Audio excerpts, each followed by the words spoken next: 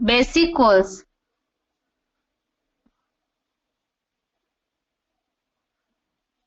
Basic course में कल बात चल रही थी परम पिता के भगवान के दिव्य कर्तव्यों की। शास्त्रों में भी ये माना जाता है, ये उल्लेख है कि भगवान के 3 कर्तव्य है, रचना, अर्थ स्थापना, पालना और विनाश। अब भगवान के इन कर्तव्यों को भी मनुष्यों ने अपनी तरीके से अर्थ ले लिया, अर्थात जिस तरह से ये दुनिया आंखों से दिखने वाली है, जिस भौतिक दुनिया में मनुष्य रहते हैं, वो जिस तरह के कर्तव्य करते हैं, कर्म करते हैं, उसी तरह के कर्मों को लिए भगवान के लिए भी सोचते हैं कि भगवान भी इसी तरह के कर्म करते हैं, कर्तव्य करते हैं। अब जैसे कि भगवान का दिव्य कर्तव्य है रचना। इसमें कल के क्लास में हमने देखा कि प्राणियों को जन्म देने की बात, जो भी शरीर बनते हैं प्राणियों के, क्या उन्हें बनाने का काम, उनका कर्तव्य भगवान करते हैं? क्योंकि लोग दुनिया में तो गाते हैं कि भगवान हमें जन्म मरण से छुड़ाइए। अब भगवान क्या स्थूल शरीरों को जन्म देते हैं? ये तो हमने देखा, सब जानते हैं कि प्राणियों के शरीर तो उनके माता पिता से बनते हैं। और क्या ये भगवान का दिव्य कर्तव्य हो सकता है जन्म मरण से संबंधित? क्योंकि भगवत गीता में तो 13वें अध्याय के 8वें श्लोक में, अध्याय 13 के श्लोक नंबर 8 में इस बात का उल्लेख आया है कि जन्म, जरा, व्याधि, मृत्यु ये सारी दुख है। अब भगवान इसके लिए ही गीता में ये बातें जो बताई है कि जहां जन्म, मृत्यु, जरा अर्थात बूढ़ापा, बीमारियां, ये सारे ही दुखदाई है, तो फिर भगवान जन्म देने जैसा, स्थूल शरीर को जन्म देने जैसा क्या कर्तव्य करते हैं? और क्या वो दिव्य कर्तव्य माना जाएगा? क्योंकि एक तरफ से तो गीता में उसे दुखदाई बताया है, दूसरी तरफ से भगवान ने इन दुखों से मुक्ति का उपाय भी गीता में बताया है। 14वें अध्याय का श्लोक नंबर 20, अध्याय 14 का श्लोक नंबर 20, ये श्लोक है, गुणानेतान आतिथ्य त्रीन देहि देह समुद्भवाम जन्म मृत्यु जरा दुखे विमुक्तः अमृतम अश्नुते। श्लोक में जन्म मृत्यु जरा दुखे विमुक्तः, इस पे हाईलाइट किया हुआ है। यहाँ बात चल रही है कि मनुष्य समझते हैं भगवान स्थूल शरीर को जन्म देते हैं, किसी के बच्चे नहीं होते हैं तो लोग मंदिर में जाके याचना करते हैं।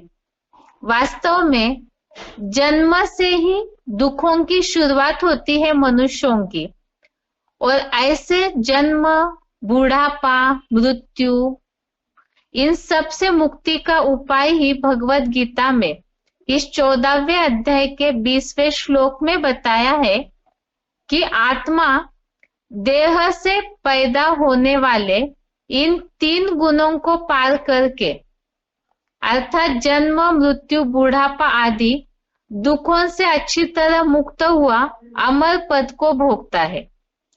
अर्थात गीता में इन 3 गुणों से पार होकर किस तरह से जन्म, मृत्यु, बूढ़ापे के दुख से मुक्त हो सकते हैं, उसके बारे में भगवान ने कैसे कर्म करना है, उसकी मुक्ति का रास्ता बताया है। तो फिर भगवान ये जन्म मरण के बंधन में डालने जैसा दुखदायी कर्तव्य कैसे कर सकते हैं? भगवान की महिमा तो बहुत ऊंच है, भगवान के कर्तव्य भगवान को इसीलिए माना जाता है कि वो सुखदायी है, उनके कर्तव्य महिमा योग्य है, तो फिर भगवान दुख देने जैसे कर्तव्य कैसे कर सकते हैं?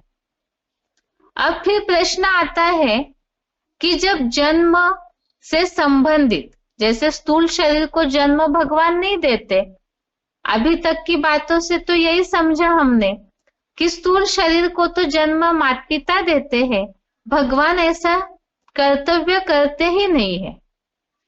तो फिर भगवान को, ईश्वर को परम पिता, परमेश्वर, ऊंच ते ऊंच पिता, गॉड फादर कहा जाता है। तो फिर अगर वो जन्म देने का कर्तव्य नहीं करते तो फिर वो रचयिता पिता किस अर्थ में है? कैसे कहे जाते हैं कि वो जन्मदाता है?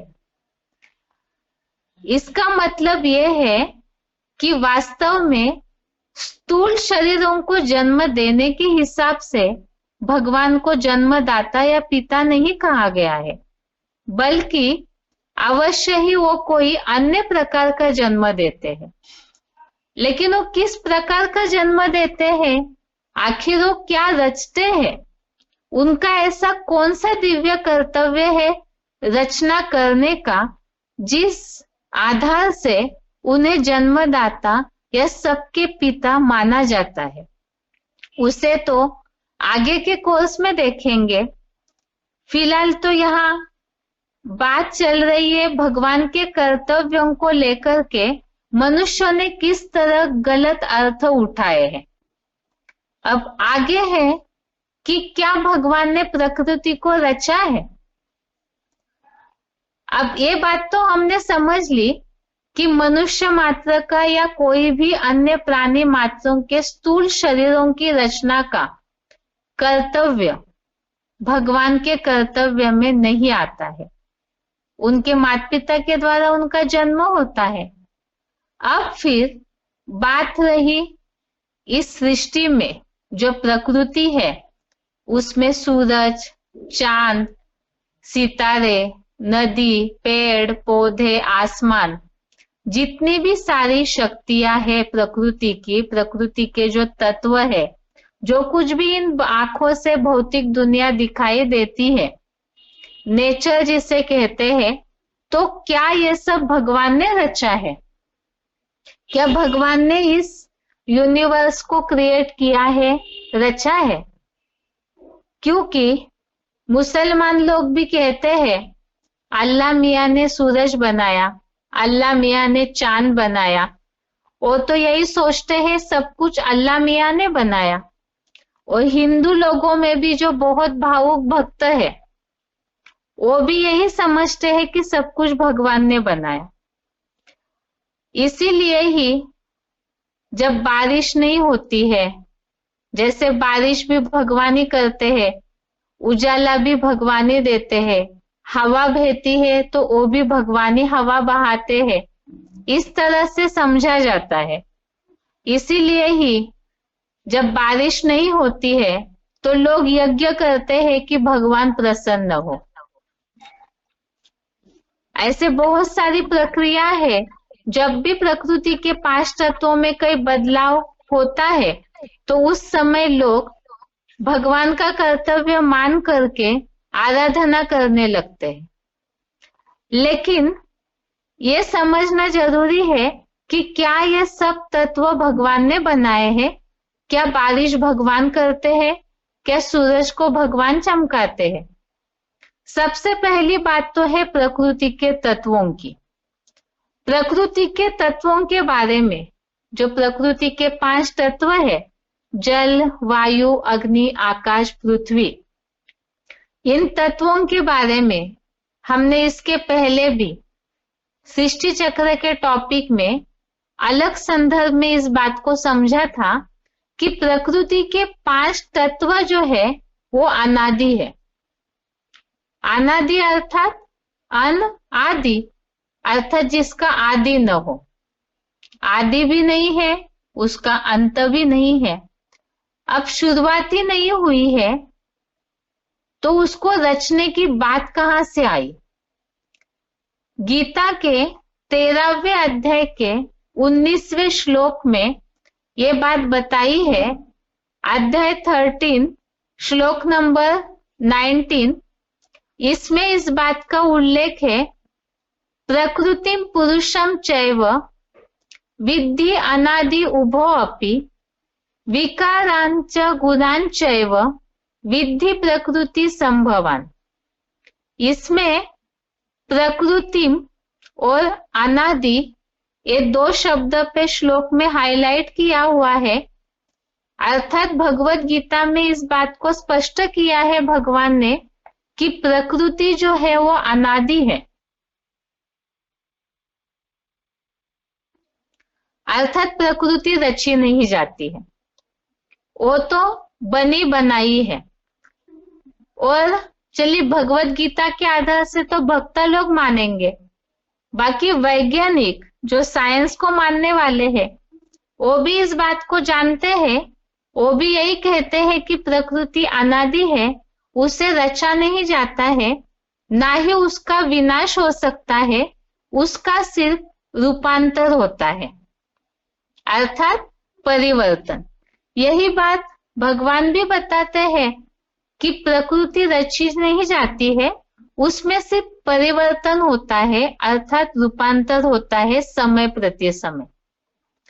अब रही बात जो बोला जाता है कि बारिश भगवान कराते हैं, सूरज को भगवान ही चमकाते हैं, तो इन बातों को तो स्कूल में बच्चों को भी वैज्ञानिक दृष्टिकोण से पढ़ाया जाता है कि बारिश कैसे होती है।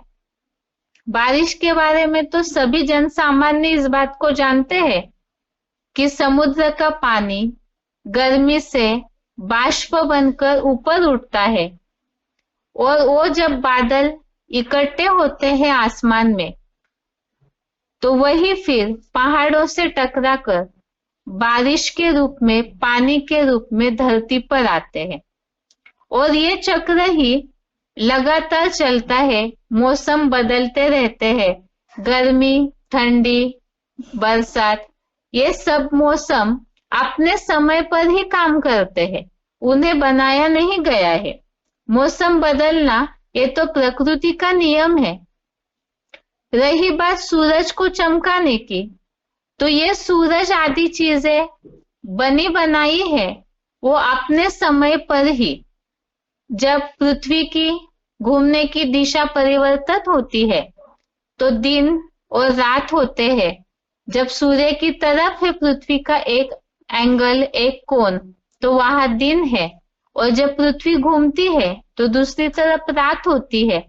तो ये बातें तो बच्चों को पढ़ाई जाती है कि ये सब प्रकृति के कार्य जो है वो अपने आप ही चलते हैं। तो फिर इसमें भगवान का कोई पार्ट कहां से आया कि ये कोई भगवान का कर्तव्य है। आगे रही बात कि ये जो शक्तियां है प्रकृति की, वास्तव में ये प्रकृति की शक्तियां भी भगवान के कर्तव्य नहीं है। प्रकृति की शक्तियों को या प्रकृति के कार्यों को भगवान के कर्तव्य मानना ये वास्तव में अज्ञानता है। क्यों? क्योंकि प्रकृति की शक्तियां अर्थात क्या? जैसे 5 तत्व है, उनसे ही जुड़ी हुई प्रकृति की शक्तियां है। अर्थात जैसे अग्नि है, अग्नि में अपनी एक शक्ति है, अग्नि जलाने का भी काम करती है, भोजन पकाने का भी काम करती है। हवा है, तो हवा तूफान के द्वारा बहुत कुछ बहा के ले जाती, तहस नहस कर सकती है, और वही हवा शीतलता देकर सभी को ठंडक भी देती है। गर्मी का भी इसी तरह हाल है। जल, ये भी प्रकृति की एक शक्ति है, इसका भी ऐसे है कि यही जल बाढ़ आए तो विनाश कराता है, जिसे कोई भी मनुष्य की शक्ति भी नहीं रोक सकती। इसी तरह से ये जल सबकी प्यास बुझाने का भी कार्य करता है, इसीलिए जल को जीवन कहा जाता है। तो ये जो भी प्रकृति के तत्व है, जैसे सूरज से जो रोशनी आती है जिसे सौर ऊर्जा कहा जाता है। तो ये भी एक शक्ति है अपने में, अर्थात प्रकृति की ये जो शक्तियां है ये बनी बनाई है। अब इसे भगवान की शक्ति मानना ये अज्ञानता है। इसीलिए ही जो लोग विज्ञान को मानते हैं वो इन बातों को वैज्ञानिक दृष्टिकोण से जानते हैं कि ये तो नेचर है, नेचर की अपनी शक्तियां है, इसमें भगवान का कोई हस्तक्षेप नहीं है। और इसीलिए ही ऐसे लोग नास्तिक हो गए हैं, क्योंकि वो इन बातों को जानते हैं। और जहां गलत फहमी से भगवान की शक्तियां कई लोग मानते हैं, तो उसके कारण ही इसमें अज्ञानता मिक्स हो गई है।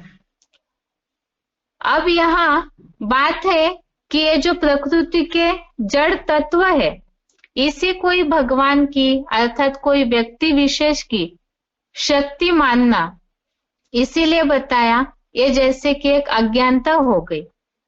अब यहाँ प्रकृति के जो भी तत्व है, प्रकृति की जो भी शक्तियां है, वो बताया कि वो बनी बनाई है और अपने में ही उनकी एक ताकत है। इसीलिए ही ये कोई भगवान के कर्तव्य में शामिल नहीं होता है, क्योंकि प्रकृति अनादि है। इसीलिए ही भगवान सृष्टि का रचयिता है, वो किस अर्थ में है उसे हमें यथार्थ रीति से समझना जरूरी है, क्योंकि गलत रीति से उनकी रचना या रचयिता इस कार्य को लेकर के जो गलत फहमी हुई है, जिसके कारण ही अज्ञानता फैल गई। अब आगे है कि भगवान के और दो कर्तव्य, एक तो पालना और दूसरा है विनाश। इन कर्तव्यों को लेकर के ही ऐसी बात निर्माण हुई कि भगवान पालना करते हैं तो इसे भी हद की दृष्टि से लिया। जैसे जन्म लेना, इसे स्थूल शरीर का जन्म समझा, रचना करना अर्थात स्थूल रीति से ले लिया। इसी तरह से पालना करना अर्थात मनुष्य जिस भौतिक जगत में जीते हैं, वो जैसे अपने घर परिवार की पालना करते हैं, उसी अर्थ में भगवान के इस कर्तव्य को भी ले लिया है। लेकिन वो किस तरह से गलत है वो मान्यता, और आखिर भगवान किस तरह की पालना करते हैं, भगवान आखिर क्या देते हैं और क्या नहीं देते हैं, और भगवान के कर्तव्य में कभी अन्याय हो नहीं सकता है, इन सब बातों को